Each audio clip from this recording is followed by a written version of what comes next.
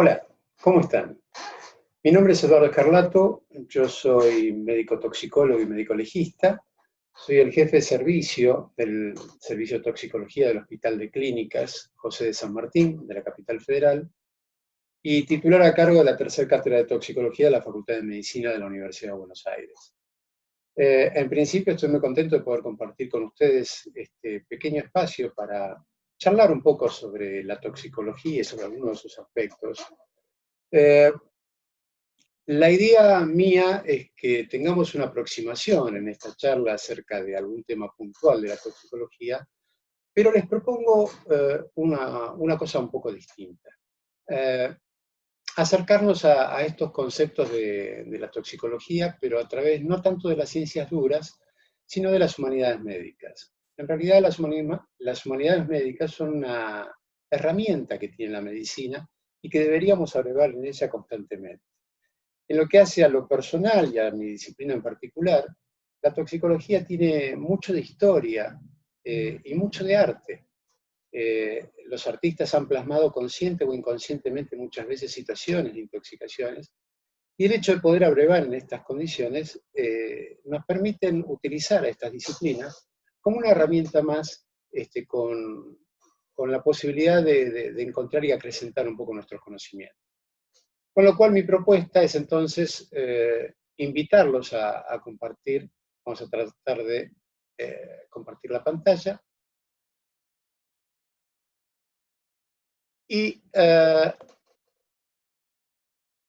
en este caso, la propuesta es poder compartir algunos aspectos sobre las sustancias tóxicas y las vías de absorción de las mismas. Para ello, los invito a tener un recorrido previo, en el cual una de las primeras preguntas que nos tenemos que hacer es, ¿qué es la toxicología? Para aquellos que recién se inician en la materia, vamos a encontrar en mucha literatura distintos tipos de definiciones. Pero justamente para empezar, hablando desde las humanidades médicas, y a partir de esto de que la toxicología tiene mucho de visual, yo alguna vez me replanteé el pensar cuál habrá sido la primera representación histórica que hizo el ser humano acerca de un veneno, acerca de un tóxico. Y yendo para atrás, terminé abrevando de los comienzos de la humanidad. El ser humano, el hombre de la caverna, el hombre primitivo, ya cuando empezó a utilizar el arte, a plasmar en 2 dimensiones lo que veía en 3 dimensiones, graficó un poco estos conceptos sobre los venenos que veía en su momento. Y para ello también nos permitió, gracias a estas circunstancias, entender cuáles eran los conceptos de veneno. Pensemos que el ser humano, en estos albores, nació investigando su entorno, el entorno químico. Y hoy sabemos a través de estudios antropológicos que el hombre fundamentalmente abrevó en el mundo botánico, en el reino vegetal, y empezó, como los chicos hoy, a probar todo con la boca, con el gusto. Y empezó a darse cuenta que habían sustancias que eran inocuas, es más, hasta eran beneficiosas, que producían algún beneficio, eran alimenticias, y otras eran peligrosas. Cuando las probaba o las comía, se las llevaba a la boca, le ardía la lengua, o le daba dolor de panza, o se enfermaba gravemente, o hasta se podía morir.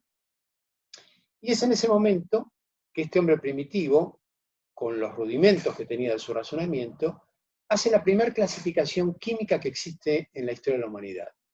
El ser humano discrimina este mundo químico botánico y clasifica en 2 grandes grupos. Por un lado, las sustancias inocuas, y por otro lado las sustancias que eran peligrosas, y que de alguna manera las habrá denominado de alguna forma en lo que hoy entendemos como veneno, como sustancia peligrosa, mortal. Así como hizo esta clasificación con el reino vegetal, también lo hizo con el reino animal, encontrando que había animales ponzoñosos, a diferencia de otros que no eran peligrosos o que eran comestibles. Y lo mismo también con el mundo mineral. La situación fue que, uniendo estos conceptos, el ser humano clasificó a todo el universo que lo rodeaba en dos grandes grupos, las sustancias inocuas y las sustancias venenosas. Esta fue la primera clasificación química que existió en la historia de la humanidad y que al ser humano le sirvió en gran medida. De hecho, acompañó esta clasificación química, acompañó al ser humano durante muchísimo tiempo, durante centurias, milenios. ¿Qué digo milenios? Durante decenas de miles de años, el ser humano clasificó a su entorno, desde el punto de vista químico, en dos grandes grupos. Las sustancias minerales, las sustancias venenosas y las sustancias inocuas. Y graficó y registró algunas de estas cosas, como las que podemos ver en estas pinturas rupestres, animales ponzoñosos como la escolopendra o la serpiente de coral, o también hizo imágenes geométricas, líneas, puntos, que en realidad hoy entendemos que no existen en la naturaleza, pero es que este artista primitivo las veía, porque hoy nos damos cuenta de que lo que él estaba viendo era algo que se le representaba en su cerebro, producto del consumo de sustancias psicoactivas. La naturaleza ha sido muy pródiga a la hora de generar sustancias psicoactivas. Todas manifestaciones de la toxicología que en algún momento charlaremos. Bueno, como les decía, el ser humano se expuso a estas sustancias químicas, fue conociéndolas muy lentamente. A través del dominio del fuego, llegó el fuego a la caverna, y seguramente sin entender muy bien cómo y por qué, muchas veces se debe haber intoxicado con los gases que se emanaban. O por otro lado, como se ve en la pintura rupestre de la derecha, que está en una cueva en España, se ve a un hombre trabajando, en el trabajo de buscar su sustento, colgado de unas lianas, buscando miel de un panal, con el consiguiente riesgo de estar expuesto a las abejas, a insectos venenosos o ponzoñosos. Bueno, todo este mundo químico, este entorno químico peligroso, el ser humano fue lenta y laboriosamente clasificándolo. Pero, como les decía, si bien esta clasificación química entre sustancias inocuas y sustancias venenosas le sirvió al ser humano durante decenas de miles de años, no hace mucho tiempo, en realidad hace poco más de 400 años, aparece un médico alquimista suizo que rompe con este paradigma. Este alquimista se llamaba Paracelso, era un médico, como les decía, suizo, y que rompe este concepto con un criterio muy distinto y se catapulta a la fama con una frase muy perogullesca, si se cree, pero que en definitiva dio nacimiento a la toxicología moderna, con una frase, como les decía, que es: la dosis hacia el veneno. Cualquier sustancia química, la que querramos, la que imaginemos, dependiendo de la dosis, puede comportarse en un organismo en forma inocua o ser muy peligrosa y hasta ser letal.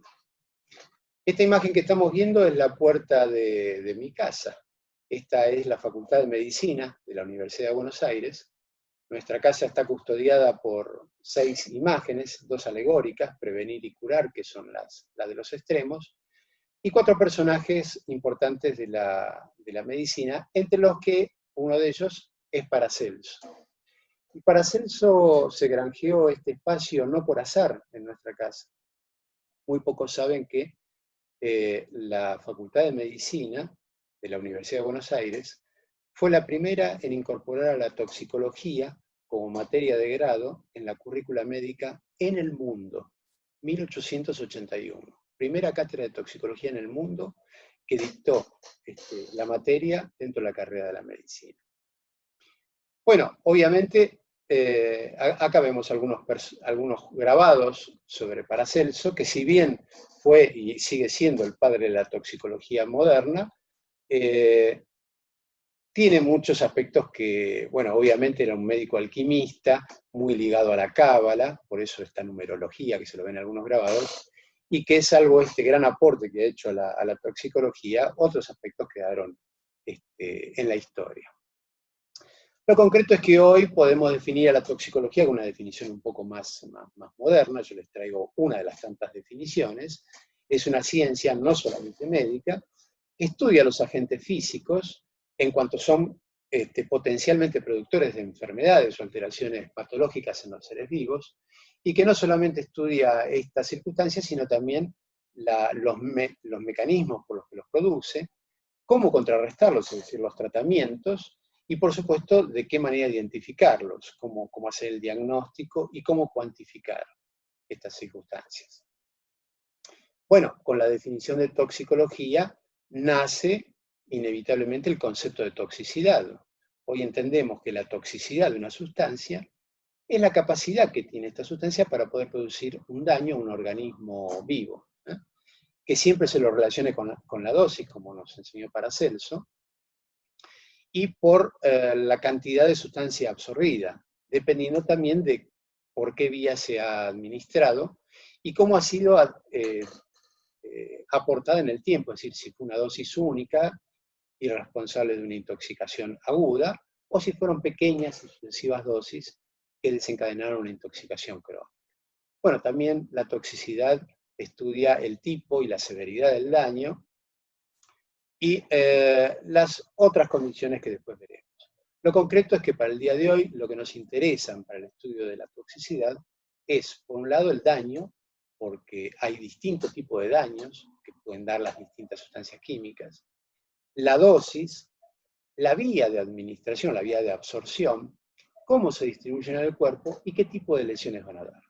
Bueno, hoy lo que los invito es saber cuáles son las vías de absorción y entender de qué manera las sustancias tóxicas ingresan al organismo, y la veremos a través de un aspecto, como les decía, de las humanidades médicas, tratando de hacer un recorrido que el arte nos ha brindado en cuanto a recurso para poder observar y graficar estas circunstancias.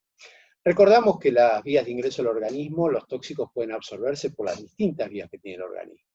Entre ellas van a ser la digestiva, la respiratoria, la cutánea, la mucosa, que vamos a ver que se desglosa en todas las mucosas del organismo, la parenteral, y por último, pero no menos importante, que muchas veces uno se olvida, la transplacentaria. Tenemos que entender que el feto muchas veces se intoxica a través de su madre, y que hay algunos tóxicos que tanto a la madre como al feto pueden ocasionarle un daño, pero hay otras circunstancias en las que solamente la madre es la que se afecta, porque hay una barrera hemato placentaria que puede preservar al feto, pero hay otras sustancias que sí pueden atravesarle, y puede ser el feto el responsable o la víctima de la intoxicación, no así la madre. Bueno, veremos estas circunstancias en cada uno de los casos.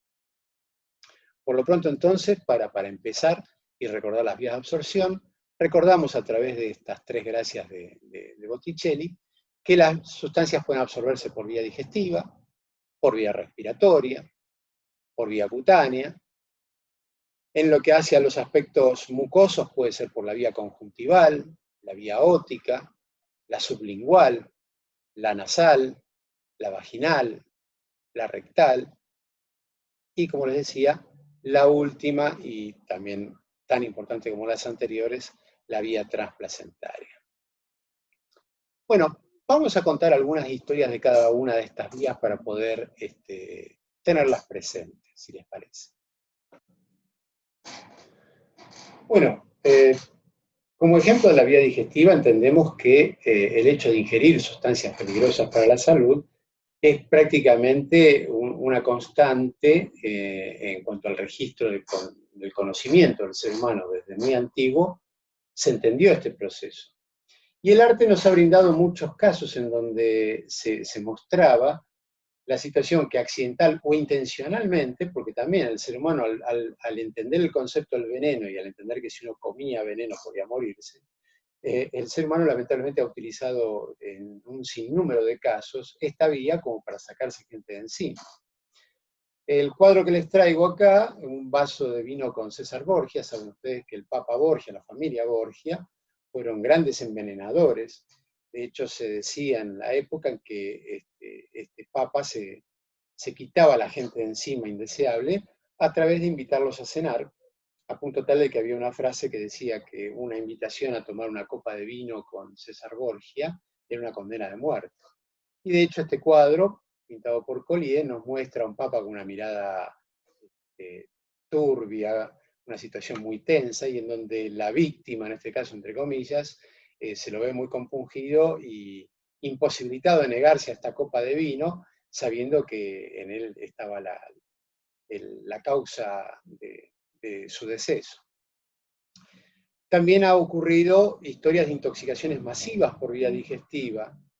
Este cuadro, en este caso con un detalle que les estoy mostrando, es acerca de un proceso histórico que ocurrió en Capua, cuando esta ciudad estuvo sitiada por el ejército romano y los habitantes decidieron, antes de entregarse al enemigo, decidieron suicidarse. Se suicidaron en masa y mandaron a confeccionar un veneno, como muestra el detalle que se muestra acá en el cuadro, el cual fueron pasando todos los habitantes a tomar un sorbo de este veneno y ocurrió un suicidio en masa por vía digestiva. Pero tal vez la copa que más ha representado en la historia y en el arte el veneno y la situación dramática de morir a través de una intoxicación ha sido la copa que le costó la vida a Sócrates. Saben ustedes que Sócrates fue un filósofo, un librepensador, que se contrapuso al poder de turno y que por ello fue condenado a muerte por algunos ideales que él profesaba. En la Grecia antigua, la pena de muerte constaba de consumir cicuta, una planta venenosa y que por estas propiedades tan peligrosas era conocida ya desde la antigüedad. Y la pena de muerte, como en este caso, con una legislación propia para el tema de los venenos, tal cual como existe hoy en la legislación de algunos países, contempla la posibilidad de matar, de concluir la pena de muerte, a partir de una intoxicación aguda, como lo puede ser la cicuta o ciertos venenos que se utilizan en la actualidad. Bueno, esta es la copa que tal vez de alguna forma y muy artísticamente nos tiene que hacer recordar que la vía digestiva es una alternativa muy posible, muy presente, como vía de ingreso al organismo de las sustancias tóxicas y peligrosas. La otra vía, muy importante para la toxicología, una de las más importantes, es la vía respiratoria. Recordamos que nosotros podemos, así como respiramos el aire que nos da la vida, también podemos respirar gases peligrosos, sustancias peligrosas que puedan comprometer nuestra salud y la integridad. Y para graficar un poco lo que representan la vía respiratoria para los tóxicos, me permito contarles una historia. Una historia que tiene parte de historia y parte de leyenda y de mito. Y esto es acerca del oráculo de Delfos.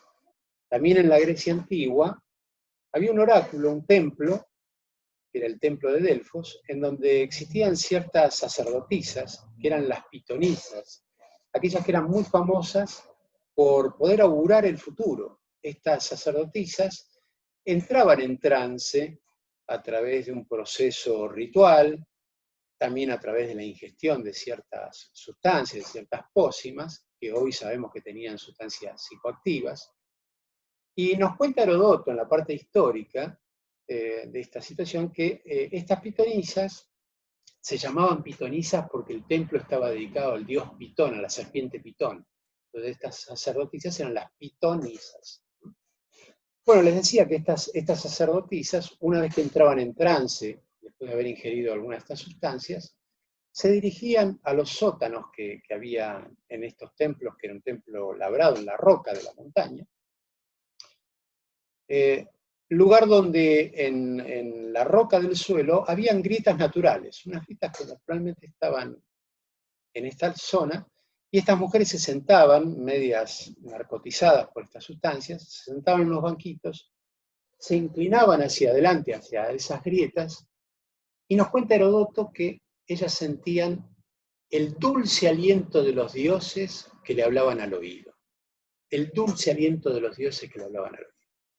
Y bueno, a través de este proceso ritual, estas mujeres farfullaban cosas que escuchaban, que después los sacerdotes decodificaban, y de ahí salían los oráculos. Y parece ser que la pegaban mucho, ¿no? Y que eran muy famosas y muy prestigiosas por sus aciertos. De hecho, ha habido circunstancias en las que generales han parado guerras para ir a consultarlas. De hecho, uno de los que los consultó fue Edipo de Tebas, y una de estas sacerdotisas le auguró a Edipo el terrible futuro que iba a tener en su vida. Pero bueno, más allá de la fama y el prestigio que tuvieron estas mujeres, como tantas religiones y tantos cultos, con el tiempo cayó en desuso y hoy podemos ver el oráculo de Delfos en lo que es hoy, ruinas. Pero hay un dato histórico interesante, y fue el hecho de que hace no muchos años, ahora 15 años atrás, hubo un grupo interdisciplinario de trabajo en la que se juntaron geólogos, arqueólogos y toxicólogos. Miren ustedes qué grupo raro y peculiar de trabajo. Y fueron a trabajar a esos sótanos, esos fondos donde las pitonisas entraban en trance. Y, oh sorpresa, descubrieron que en un estudio geológico de estas grietas, descubrieron que naturalmente en el fondo de estas grietas existían y existen todavía depósitos de hidrocarburos, de ciertos hidrocarburos, y en especial de un hidrocarburo en particular, que es el etileno, el etileno. ¿Y por qué traigo a colación esto? Porque, bueno, porque a veces la toxicología nos permite entender algunos procesos históricos como se han dado.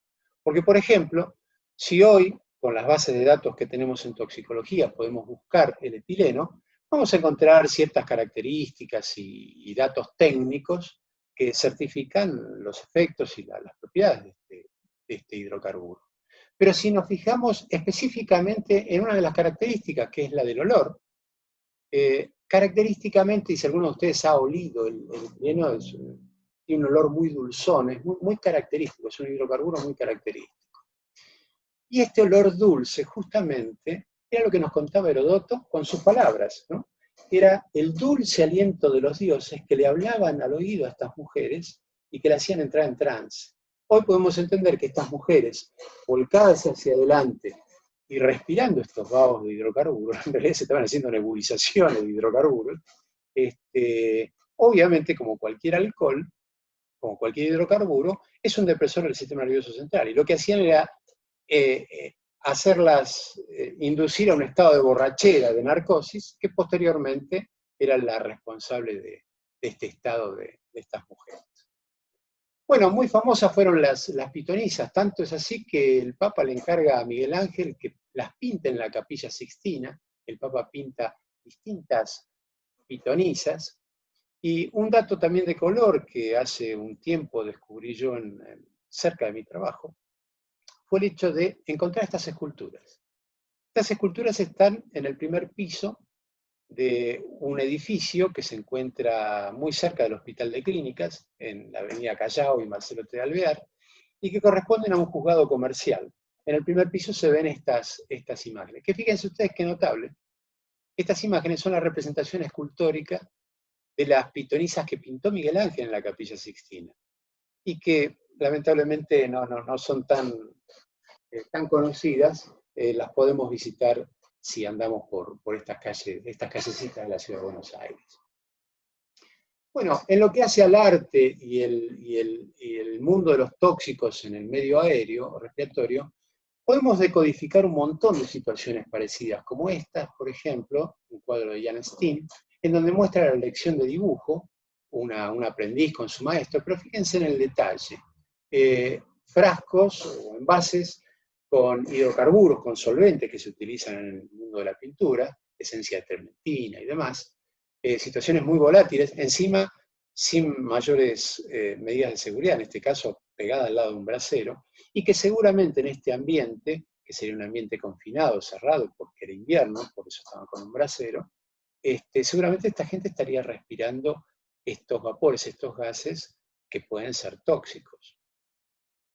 Otro cuadro un poco más moderno, del 55, de John Koch, nos muestra también un artista en su atelier de trabajo, que es su casa, rodeado de su hijo, y fíjense también en el detalle, donde también está munido de solventes, de hidrocarburos. Y yo lo llamo a la reflexión una cosa. Fíjense ustedes, entre este cuadro y el cuadro que vimos anteriormente, de uno a otro cuadro, pasaron prácticamente 500 años. 500 años. y sin embargo en lo que hace a los conceptos de higiene y seguridad, o de concepción en el ámbito de trabajo, no cambió mucho. Y de hecho, la vía respiratoria, para este caso en particular, no ha sido tomada en cuenta.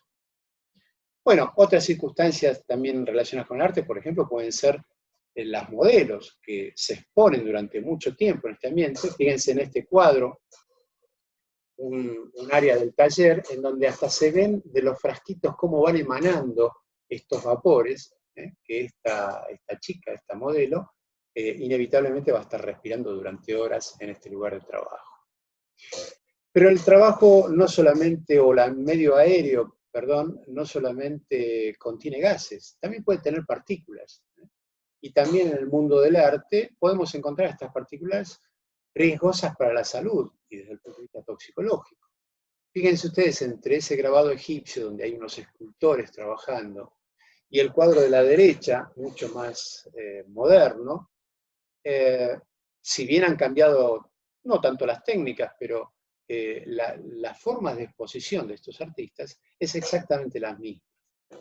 Y tener presente que muchas sustancias particuladas pueden llevar a connotaciones de patología respiratoria crónica, como son las neumoconiosis, que tienen mucha relación con la toxicología también. Bueno, un cuadro que para mí es muy emblemático a la hora de hablar sobre tóxicos y que en algún momento se tocarán en particular, como puede ser el monóxido de carbono, que sabemos que está presente en todos los incendios. Y este cuadro de Everett Millet, El Rescate, que fue un cuadro que hizo en honor al cuerpo de bomberos, porque en el siglo XIX, en Londres, ocurrió un incendio muy importante, y este artista pintó este cuadro. Pero fíjense un detalle. Cuando vemos las caras del bombero y del chico que ha sido salvado, hay una característica del tinte, de la coloración de la piel muy llamativa. Recordamos, o por lo menos cuando lo tengamos que ver, el monóxido de carbono, una de las características que tiene clínicas es la de desnaturalizar la hemoglobina y convertirla en carboxihemoglobina. Y una característica que tiene la carboxihemoglobina es la de cambiar el color. Por lo tanto, la sangre cambia el color de la tez, del tegumento y de todos los tejidos. El paciente se encuentra de coloración rosada, rozagante, como decía mi abuela, paradójicamente. Y tal vez, tanto este bombero como este chico que estuvieron expuestos al monóxido de carbono puedan tener esta coloración por esto. Hoy por hoy no podemos hacer el diagnóstico diferencial por un eritema ígneo, por ejemplo, pero es una posibilidad diagnóstica. Por otro lado, fíjense, la madre que estaba afuera, pero cercana a este ambiente, tiene también una coloración rosada, no tanto como los anteriores actores, lo mismo que el bebé que tiene en brazos, que tiene otro riesgo, otra situación muy frecuente de ver en las víctimas de incendios, que es el negro de humo. Ven que la cara está tiznada por el hollín, y que muchas veces este hollín se impacta en las vías respiratorias superiores y con el moco bronquial forma reales tapones físicos que pueden llevar a la muerte del paciente. Es uno de los riesgos también de la intoxicación o del paciente expuesto a los humos de incendio. Bueno, como les decía, la coloración rosada es muy característica y buscando personajes rosados en el mundo del arte, me encontré con este cuadro de Bernardo Strozzi, La cocina, que, bueno, no en vano en esa época las cocineras estaban muy expuestas por la forma de cocinar al monóxido de carbono. Y fíjense ustedes en el detalle qué coloración llamativa. Este artista pintó algo que seguramente estaba viendo, que era la coloración rosada de esta modelo. Fíjense ustedes esta cara. Obviamente puede ser una rosácea también, pero es llamativo el hecho de que esté en un ambiente altamente contaminado como puede ser una cocina del siglo XIX. Bueno, el mundo contaminado, el mundo aéreo contaminado ha sido graficado en infinidad de circunstancias por grabadores y artistas. Y fíjense que como pasando de siglo a siglo, uno puede ver ambientes de trabajo altamente contaminados en su medio aéreo, con lo cual los trabajadores y la gente que habita ese lugar puede estar expuesto no solamente a gases, sino también a partículas. Como podemos ver también en estos dos grabados, fíjense ustedes, en el área metalúrgica, dos grabados muy distintos, correspondientes a culturas distintas, a continentes distintos, separados por todo un océano, como puede ser Europa y América, y sin embargo las prácticas metalúrgicas sean muy similares, circunstancia que hace de que tanto unos como otros también se expusieran a estos gases peligrosos. Bueno, nos queda otra vía, que es la vía cutánea, otra de las grandes vías de absorción. Y para hablar de la vía cutánea les traigo también otro cuento, otra leyenda, en este caso, una de las tantas leyendas relacionadas con Hércules. Este semidios de la cultura griega cuenta la historia, cuenta la leyenda, que en un momento tenían que cruzar un río junto a su esposa Deyanira, pero había un problema, Deyanira no sabía nadar. Y del otro lado del río había un centauro. En esa época afloraban los centauros por todos lados. Bueno, este centauro, de nombre Neso, ve a la pareja y era un centauro malo y decide raptarla a Deyanira y violarla. ¿Y qué hace? Cruza el río, se acerca a esta pareja y le dice que, bueno, que no tengan miedo, que él la va a ayudar, que la mujer se suba a su regazo, que él la va a cruzar, y después le iba a buscar a Hércules. Bueno, en realidad lo que hace es raptarla, ¿no? La engaña, y una vez que llegan al otro lado del río, no solamente la rapta, sino que la viola, mientras la estaba viendo del otro lado del río su esposo Hércules, quien carga una flecha, él utilizaba flechas que estaban emponzoñadas con la sangre, una sangre venenosa de la hidra lerna. La mitología tiene muchos venenos y muchos envenenados entre los dioses. Y bueno, certeramente apunta y hiere mortalmente a este centauro. Y este centauro, sintiéndose ya moribundo, quiere vengarse, quiere matarlo a Hércules. Y la engaña nuevamente a Deyanira. La engaña y le dice que bueno, que él en realidad estaba arrepentido de lo que había hecho, que había sido un rapto de locura, y que para poder redimirse, le ofrecía su sangre, que era una sangre mágica, y que si Deyanira embebía un lienzo, una túnica en esta sangre, y se la ponía a su ser amado, esta sangre que era mágica, que actuaba como un filtro amoroso, lo iba a prendar de amor y iba a quedar eternamente enamorado de ella. Y Deyanira, que recién había sido violada, vaya a saber por qué estas circunstancias, le creyó nuevamente a Neso. Le creyó, bueno, y hizo lo que él le había dicho. Pasó el tiempo y en un momento, en un rapto de celos, porque Hércules parece ser que estaba echándole ciertas miradas a otra mujer, Deyanira le ofrece la túnica, y cuando Hércules se pone esta túnica ocurre un proceso inesperado, porque en realidad la sangre de este centauro era una sangre venenosa, y por eso el centauro quería vengarse y quería matarlo.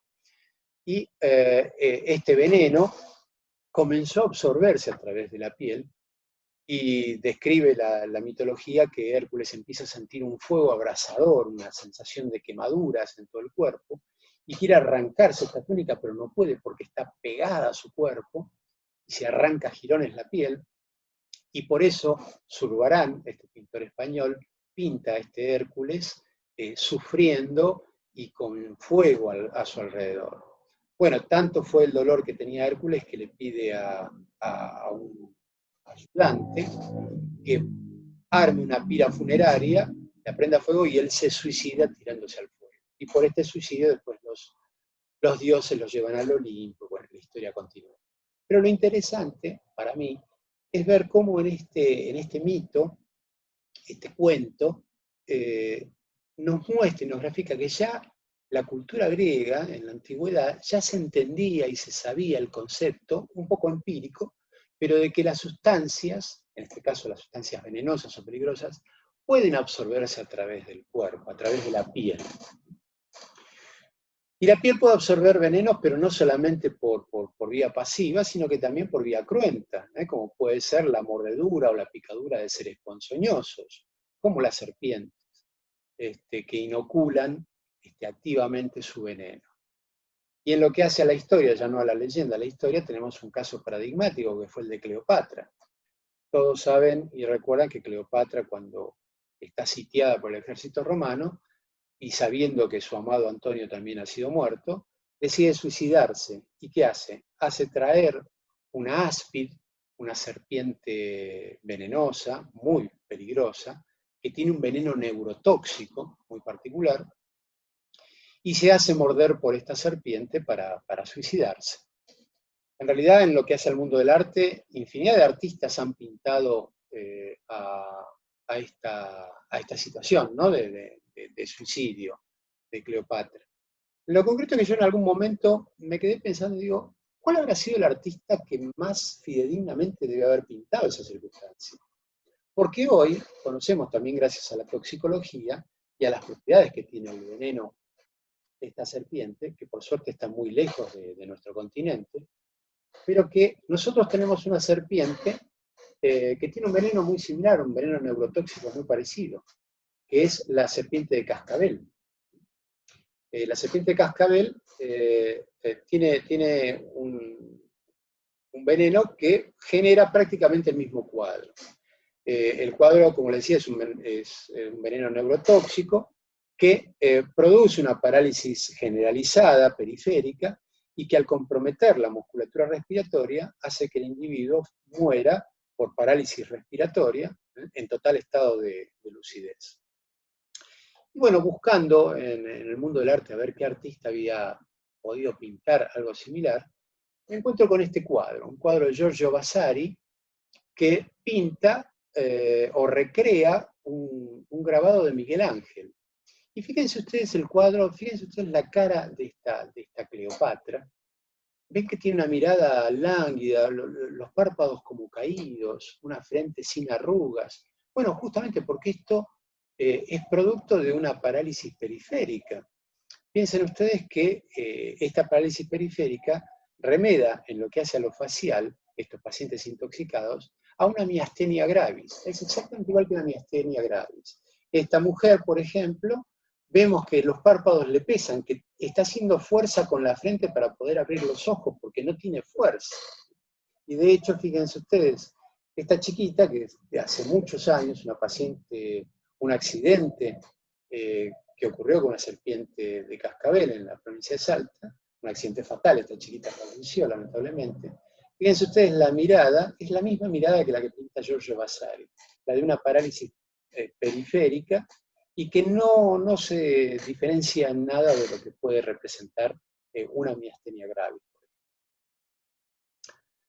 Bueno, entramos al mundo de las vías mucosas, y como les decía, las mucosas hay muchas variadas, y todas han sido experimentadas para absorber venenos, y todas han sido graficadas por el arte. Aquellos que hayan leído a Shakespeare recordarán en Hamlet que el padre de Hamlet se le presenta en sueños, el cadáver, el muerto, y le cuenta que un día durmiendo la siesta se acercó un asesino y le instiló un veneno en el oído, con lo cual lo mató, ¿no? Bueno, la historia de Hamlet ya la conocen, y si no se la recomiendo, es muy interesante. Pero lo concreto en este caso es que fíjense ustedes, ya en la época de Shakespeare se entendía que la vía óptica, mucho antes que se inventaran las gotitas para el oído, la vía óptica podía absorber venenos. Y esta vía, que es muy poco frecuente y muy rara como para generar un asesinato, pero estaba presente en el conocimiento popular de la época. De hecho, en una época un poquito más cercana, otro artista, como en este caso Goya, pinta en sus caprichos, en sus aguafuertes, una aquelarre de unas brujas que se encuentran desnudas, flotando, en donde una bruja vieja le está instilando unas pócimas mágicas en el oído a la bruja joven, que es la que la hace flotar y de esta manera absorber estas pócimas mágicas. O sea, de alguna manera el mundo brujeril entendía de que por la vía óptica se podía absorber pócimas o venenos. Así como tenemos la vía óptica, también tenemos la vía conjuntival para absorber tanto medicamentos como sustancias peligrosas. Y es también Shakespeare quien en su obra Un sueño de una noche de verano, nos habla de que los personajes pueden instilarle el cubo de ciertas plantas y hacerle ver fantasías, hacerle ver ciertas alucinaciones, porque estas sustancias psicoactivas pueden absorberse por vía conjuntival. Bueno, la vía nasal hoy entendemos y es una vía muy frecuente, fundamentalmente en el ámbito de la adicción, pero que no es patrimonio de la actualidad, sino que muchos pueblos originarios ya entendían que la vía nasal podía absorber muchas sustancias, en este caso sustancias iniciáticas que se utilizan para ciertos rituales, y que hoy lo encontramos para prácticas más que nada de adicción, ¿no? El esnife. También en unas centurias atrás, la vía nasal se utilizaba para ciertas prácticas que quedaron en el tiempo, ¿no? Como la práctica del rapé. ¿Se acuerdan ustedes que los que se llamaban polvos estornutatorios, la picadura de tabaco, que se usaba para aspirar y producir estornudos? El rapé era eso. ¿Recuerdan en anatomía la tabaquera anatómica? La tabaquera anatómica, que era justamente este huequito en donde uno colocaba la picadura de tabaco y que después uno se pegaba un saque para producir estos estornudos.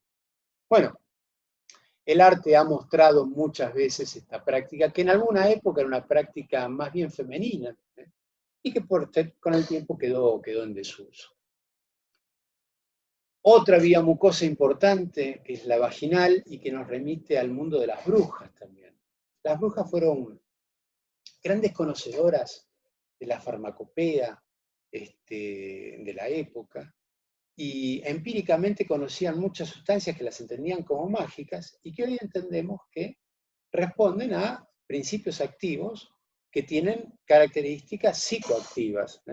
Por eso estas pócimas las hacían volar, porque muchas de estas sustancias, como la escopolamina, produce una sensación de ingravidez, de estar flotando en el espacio, y de esta manera ellas sentían que volaban.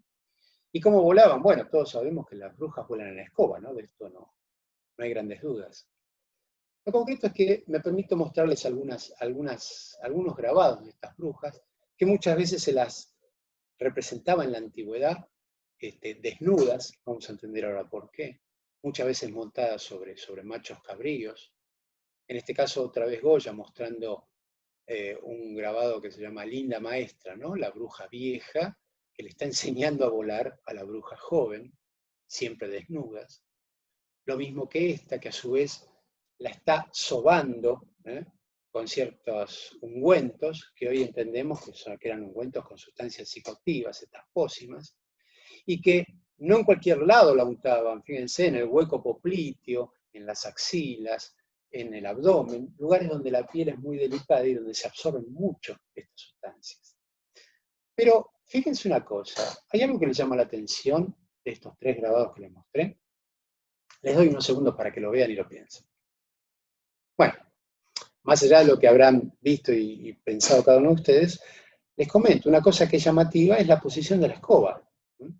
Hoy entendemos que las brujas volarían con la escoba en el otro sentido, ¿no? Sin embargo, hoy sabemos, a través de las descripciones que hacían estas brujas cuando estaban sometidas a tormento por la Inquisición, y que confesaban bajo tormento qué era lo que hacían en estos aquelarres, hoy entendemos que las brujas lo que hacían era estas pócimas mágicas, que sabemos hoy que tienen grandes principios activos, untaban estas pócimas en una escoba o en un palo, al cual ellas decían se montaban, ¿no? Se subían encima, desnudas y en contacto íntimo con la mucosa vaginal. Esto hacía de que el montarse a estas escobas y posteriormente absorber estas sustancias psicoactivas que les producían un estado de ingravidez, ellas sentían como que volaban con las escobas. Hoy entendemos que en realidad lo que podemos decodificar de estas declaraciones bajo tormento, lo que hacían estas mujeres eran en estas prácticas rituales, eran masturbarse, introducirse estos palos o esta escoba en la vagina, Y a través de esta práctica masturbatoria, que estaba químicamente potenciada por estas sustancias psicoactivas, ellas sentían que se montaban a la escoba y que de esta manera la escoba les permitía volar. Y me permito leerles una poesía que me parece interesante porque hoy, conociendo estos detalles, podemos decodificar algunas de estas prácticas artísticas, como puede ser esta poesía. Esta poesía dice: atraviesa los poros el ungüento narcótico de la bruja tendida, y llegada al prado en cueros y salida, sobre fálica escoba en movimiento. Un numeroso cónclave pagano se junta comenzando la apertura, a la parte más honda y más oscura del pantanoso ser del ser humano. ¿No es fino? Lujuria sin amor ni parentesco se ofrecen a la luna complaciente, que con esperma y sangre crece y crece, el gran cabrón al cabo se aparece, rey de azufre y bendice horriblemente el carnaval diabólico y grotesco. Bueno, fíjense ustedes cómo a veces, a través de estas descripciones artísticas, uno puede ir entendiendo cómo se daban ciertos procesos que para ellos eran naturales, ¿no? De hecho, fíjense ustedes, este grabado de este artista flamenco del año 1500 nos muestra también a una bruja en una situación ya un poco más comprometida y más elocuente el grabado acerca de cómo eran estas prácticas y la importancia que tenía la vía vaginal para la absorción de estas sustancias. Bueno, otra vía mucosa importante era la vía rectal. Esto que ven acá, esto que parece una maraca, que no lo es, obviamente, es una foto que saqué en el Museo Antropológico de Jujuy. Esto es un enema. La enema es un invento americano, una de las tantas cosas que América donó a la humanidad. Y fíjense ustedes una cosa interesante. Este grabado es un grabado maya que tiene exactamente el mismo elemento, ¿no? Estas enemas que se utilizaban también con sustancias psicoactivas, enemas que se llamaban extáticas, rituales, y que los brujos se administraban por vía rectal, obviamente, y que por esta vía absorbían estas sustancias y entraban en trance para estos procesos rituales. Una cosa que me llama la atención, fíjense ustedes, entre este grabado maya y esta enema jujeña, hay prácticamente 8.000 kilómetros de distancia.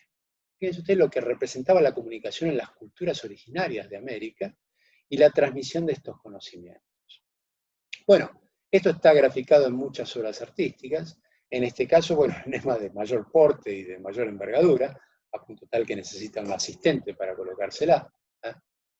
Otros grabados o enemas que artísticamente son muy bellas y que nos muestran cómo los chamanes de la época o las distintas culturas entendían y conocían que por vía rectal podían absorberse estas sustancias. Este tipilín me encanta, es de un pueblo originario colombiano. Y fíjense ustedes, aparte de esta imagen, de esta fase ritual, de estado de ensoñación que tiene este personaje, fíjense ustedes la posición, más allá de lo anecdótico que pueda generar esta colocación de enema, pero fíjense ustedes desde el punto de vista médico. Esta persona está prácticamente colocada en una posición de plegaria maometana, volcada hacia un costado, para respetar las curvaturas sigmoides y de esta manera poder absorber la mayor cantidad de principio activo. En fin, yo creo que a partir del análisis de este tipo de cuadros o de esculturas culturales, uno puede entender el conocimiento médico y hasta anatómico de la época. Bueno, más adelante en el tiempo también tenemos la vía parenteral, que también es una vía alternativa para incorporar sustancias peligrosas para la salud, y que el arte también lo graficó. No solamente eso, sino que la jeringa, que fue un invento de Pravax, y que permitió generar una nueva vía de administración tanto de medicamentos como de otras sustancias, tuvo una alta implicancia en la medicina en general. Pero fíjense ustedes en la vida social de la época, a los pocos años, un par de décadas de inventado la jeringa hipodérmica, Grasset, un pintor francés, pintaba a la morfinómana, un cuadro muy emblemático también, fíjense ustedes el rictus de esta chica dependiente a la morfina. Y fíjense ustedes el detalle, la vía de administración es a través de una jeringa hipodérmica, que no se la da en cualquier lado, se la da en el cuádriceps, una situación ideal, una masa muscular ideal para administrar especialmente a la gente caquéctica, cuando uno tiene un paciente terminal o caquéctico que no tiene masa muscular, el cuádriceps es una buena vía, un buen lugar para dar una intramuscular. Ya en esta época la gente empíricamente lo conocía. Hubo otro cuadro de morfinómanas, de Moreau de la Tour, también otro francés, que nos muestra en el detalle esta práctica que era también una práctica femenina, la de el consumir morfina, en equipos, como se ve en la mesita al lado de esta paciente que ya está en trance, con un equipo ad hoc, con la jeringa y los preparados para poder administrarse la morfina. Bueno, y para terminar, como les comentaba, la vía transplacentaria es una vía importante, muy importante a entender, y que tenemos que tener presente siempre en la toxicología. Y que el arte también se ha encargado de mostrarnos algunos casos de intoxicaciones y que han utilizado esta vía. En este caso, este cuadro, que es de un pintor vietnamita, el cuadro se llama Gente Naranja, y este cuadro nos remite a una historia interesante, que les voy a contar muy brevemente. En la guerra de Vietnam, el ejército norteamericano generaba incursiones en la selva donde estaba el ejército revolucionario vietnamita, escondido en la selva, rociaba con aviones, hacía vuelos rasantes y rociaba con lo que se llamaba el agente naranja. El agente naranja era un defoliante, con lo cual el ejército lo que lograba era que en un par de días toda esa selva se defoliara, se cayeran las hojas y quedaran a la intemperie y con la posibilidad de poder encontrar al ejército vietnamita. Bueno, la guerra de Vietnam concluyó con el saldo que tuvo, pero las víctimas siguieron. ¿Por qué? Porque con el tiempo se descubrió que este agente naranja tenía un contaminante, que eran las dioxinas, que este contaminante se descubrió en un tiempo de que era cancerígeno, porque produjo cáncer con el tiempo en muchos veteranos de guerra del ejército norteamericano. Pero lo que también se vio con el tiempo, y que hoy tal vez no es tan difundido, es qué pasó con la gente que estaba abajo, ¿no? Que había todo un pueblo abajo, y entre ellos había mujeres embarazadas. Obviamente también hubo casos de cáncer en el pueblo vietnamita, pero lo que se vio con el correr del tiempo era de que las mujeres que estaban embarazadas tuvieron manifestaciones de teratotoxicidad, ¿no? De embrio y fetotoxicidad, con la aparición y el nacimiento de chicos monstruosos, que es lo que muestra el cuadro de este artista, y que yo he visto casos y realmente son así, chicos que han nacido con malformaciones terroríficas. Pero hay algo que es peor. Las dioxinas son los que nosotros llamamos los COP, los contaminantes orgánicos persistentes. Estas sustancias persisten en la naturaleza, una vez liberadas, durante mucho tiempo. Y el riesgo que conllevan es el de la contaminación ambiental. Tanto es así, que piensen ustedes, pueden googlearlo, pueden buscarlo en YouTube, si ustedes quieren, hay muchas películas al respecto. Al día de hoy todavía, siguen naciendo chicos con esas malformaciones, productos de que la población sigue consumiendo las aguas contaminadas, los suelos están contaminados, con las cuales las pasturas y los animales que no sirven de alimento, están contaminados con dioxinas, y todavía hoy, después de 70 años de una guerra loca, si bien la guerra quedó con su saldo nefasto como toda guerra, desde hace 70 años, todavía hoy sigue generando víctimas con nacimientos de este tipo de chicos, al día de hoy. Tema para reflexionar y para analizar. Bueno, para terminar, otro efecto más cercano tal vez para la vía transplacentaria es el tema del alcoholismo. Un pintor ruso, Peiser, se ha dedicado a pintar parejas de borrachos. Tiene unos cuadros muy interesantes para analizar. Les traigo dos, pueden buscar, hay muchos más. pero me parece interesante en el mundo de las adicciones y del alcoholismo entender un pedacito del gran mundo del alcoholismo, que es el siguiente, el de la mujer embarazada y el del síndrome alcohólico fetal. Entendemos hoy clínicamente que el síndrome alcohólico fetal es aquel que sufre el feto de la madre alcohólica, y es este chico que nace con ciertas características, ciertos patrones de la fisionomía y de ciertas enfermedades portadoras de estos chicos. Y a mí se me generó un desafío que fue tratar de encontrar en el arte algún síndrome alcohólico fetal. Me costó mucho, pero pude encontrar uno.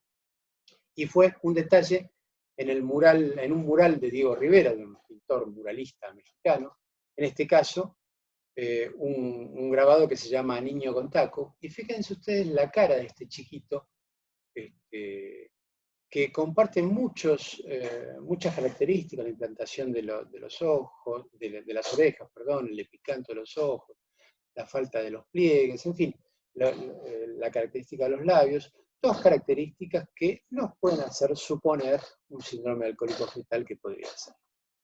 Bueno, con esto quiero parar y agradecerle su paciencia de haberme escuchado y haber tratado de traerles una alternativa al estudio de las vías de absorción de los tóxicos a través del arte, pero que nos sirve como una buena herramienta para entender y decodificar la medicina.